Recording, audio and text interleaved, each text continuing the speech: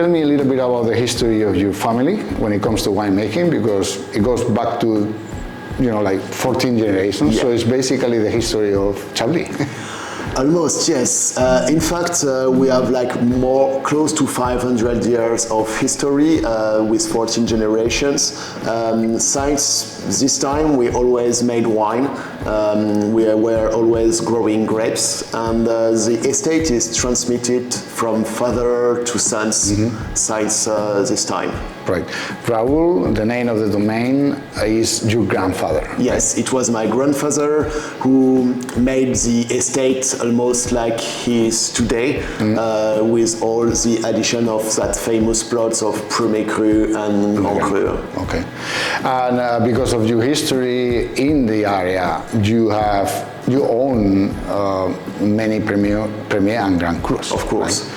And that would maybe differentiates you from other producers in the area. We are not yet a very typical estate in Chablis, because most of the estate have basically Petit Chablis and Chablis and maybe a bit of Premier Cru, and sometimes they have one Grand Cru. Only a few estates own many Premier Cru and like 3 Grand Cru like us. That's very interesting, and I believe it places you in an excellent position to also discuss a little bit of the history of Chablis as a region. My understanding is that it was very big before the phylloxera. It was very popular. Wine, the laboratory here was consumed all around the world. But then phylloxera, mildew, wars, was devastating for the area, down to make it down to a few hundred hectares. But since it has revived, right, and now you... No, the appellation is stabilized around 6,000 hectares. It's not supposed to move at all. I think that's good to keep the quality, but it can be also a problem with a strong demand. But we want really to keep that size of estate, because I think I can talk for everybody, all the winemakers in Chablis want to keep that size and to keep the quality. Indeed, you are the Vice President of the Regulatory Council of the appellation. Yes. And you can perhaps, you're in perfect position to tell me about how the structure of Chablis works. You have Chablis, you also have Petit Chablis. Yeah. What is the difference between the two? Actually, Petit Chablis and Chablis are at almost the same level of appellation. Just Petit Chablis is on a different soil, deep soil, than a Chablis. All right. So Chablis is mainly on Kimeridian soils, and Petit Chablis is different soils, but this doesn't mean it's lesser quality. Not lesser quality, different development of aromas. As you can feel when you taste a Petit Chablis, you have not a totally different wine, but the structure and the minerality and the limestone notes are expressing in a different way. Right. And then within Chablis you have Premier Crus. I believe you have 11 or something like that. There is like 13 or 14 main Premier Cru. Okay. And one Grand Cru. And one Grand Cru divided in 7 subclimates. Right. Climate, that is something very Burgundian, right? That is the little plot. You call it climate, and a vineyard in general, a Grand Cru can have several climates, in this case 7. Yes. And you own a couple 3 of them. 3 of them, well, that's a good ownership. Well, Adrian, now we are in one of your vineyards, and you chose this place because you can see the Grand Cru on the other side of the village, right? We are in one of the best places actually to have a great view of all the Chablis climate, because we are at the top of Premier Cru Vaillon, which is one of the oldest Premier Cru planted in Chablis, maybe before the Grand Cru, and just right in front of you, you can see all the 7 climates of the Grand Cru of Chablis. Okay, and that is because that slope is in the north of the village? It's the north of the village, on the right side of the Serein River, and all the Grand Cru are facing southwest. Okay, right, and that helps with sun exposure. It's basically they have a perfect sun exposure from morning to evening, with a bit less heating in the afternoon, due to the rows of the vineyards. Right. And so Chablis, you're in Burgundy, but at the very north end of Burgundy, and Yes. because of that, you're actually closer to Champagne than to the Côte d'Or. We are almost in midway, but a yeah. bit more close to the south of Champagne, like less than an hour. Right. And the north of the rest of Burgundy is more like, a bit more than an hour from Beaune. Right.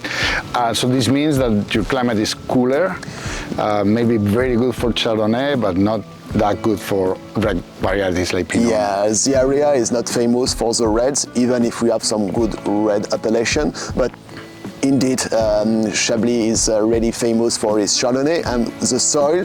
And as you said, the climate is totally fitting for growing Chardonnay grapes. Here now we are inside one of your plots, and I like you to explain the soil of this area, right? So these rocks that are all around the place. What kind of soil? That's the Kimeragian soil.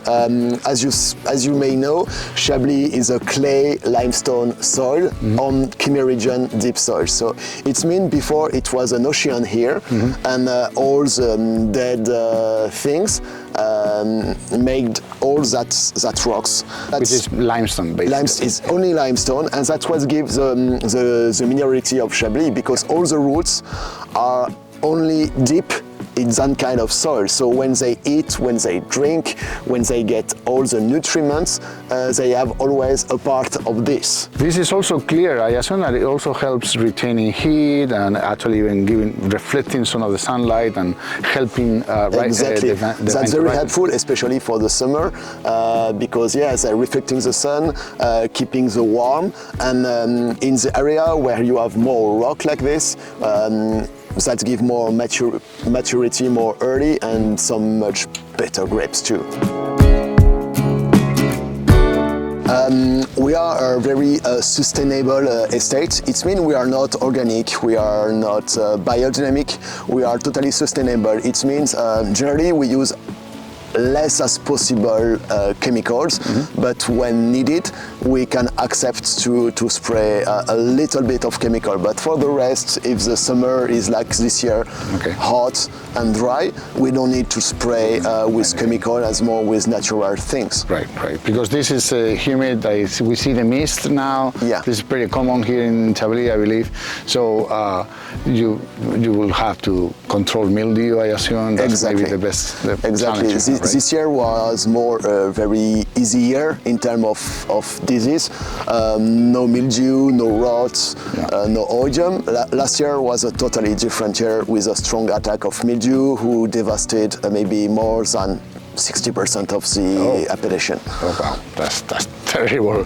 Frost, spring frost is also an issue. Yeah, right? I think Chablis in Burgundy is one of the most exposed appellation to frost. That's why we have many systems of protection, heating, wires, wind, water spraying, and we use all the techniques available to fight against frost. For us, except for one Grand Cru, which is protected by heating wires, we don't use any protection system by many ecological choice, and we use all techniques like late pruning, which is working the same. It just delays budding, basically. It's just more work. Right.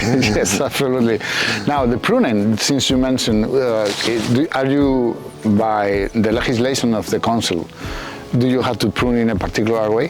Yes, guyot, simple or double, depending the vineyards. Okay, and I see high density planting here. I mean, the rows are very closely together. Closely, more or less, it's the regular planting is 5.5 thousand per hectare, and now when we replant new vineyards, it's more dense. It's 8.5 thousand per hectares. Okay, so that increases competition between vines and... Yes, but it's simple guyot instead of double, and we ask less per plant to produce less per plant, but more in quality, and it's better, definitely. Okay, understood. So in the end, you will have more or less the same amount of bunches, exactly, but with more vines. Yeah, okay. The grapes. In this case, it's easy. Only one grape permitted under the denomination of Chablis. Yes, That is it's Chablis. only Chardonnay. Yeah, that's always been this, and if we plant something else, it will not be a Chablis, even in another white variety. Chablis, it's 100% Chardonnay, and to be honest, if you plant something else, the result will not be good as what we can get with Chardonnay. Why this grape grows in a slightly or maybe different or in a unique way here that you can I think it's firstly because the Kiméridian soil is unique.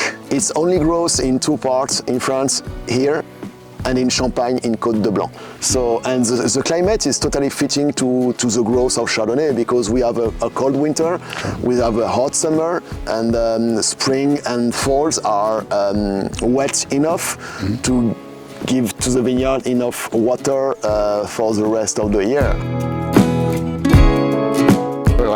We are now in the elaboration room next to these nice stainless steel vessels of different sizes actually, because you want to vinify separately by different plots most of the time. Right? Exactly. For me, every plot doesn't deserve the same type of winemaking, so I try to separate as much as possible every plot to give them the temperature of fermentation and the quantity of lees and all other things who are just fitting to the vineyard and to the year for the vintage. Because I don't want to do the same wine every year, because every vintage is unique. So every wine is going to be different every year somehow, right? Because you want to translate the terroir, and the terroir also not only translates the soil, that is not going to change, but also the climate. The climate and the vintage.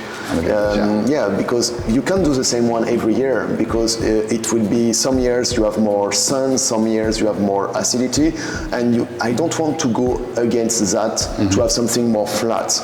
If it's a very warm vintage, I will go in that way in my winemaking to have the best of that kind of vintage. If a vintage is more acid with more minerality, more freshness, I will put my winemaking process in that way. In that direction. Because like in my vineyard work, I just want to go where the grapes tell me they want to go. That means that you're making the wine in the vineyard. Yes. And when it comes to the winery, basically all the wines are made equally, kind of with some exceptions. Exactly. Right? And so which are those exceptions? I know that you use the concrete eggs for some of For Chablis Premier Cru Montmain, for Chablis Vieille Vigne, it's regular barrique, and for Chablis Grand Cru Vau Désir, it's demi-muit, which is 600 liters barrels. Okay, can we go there and maybe discuss those? All right.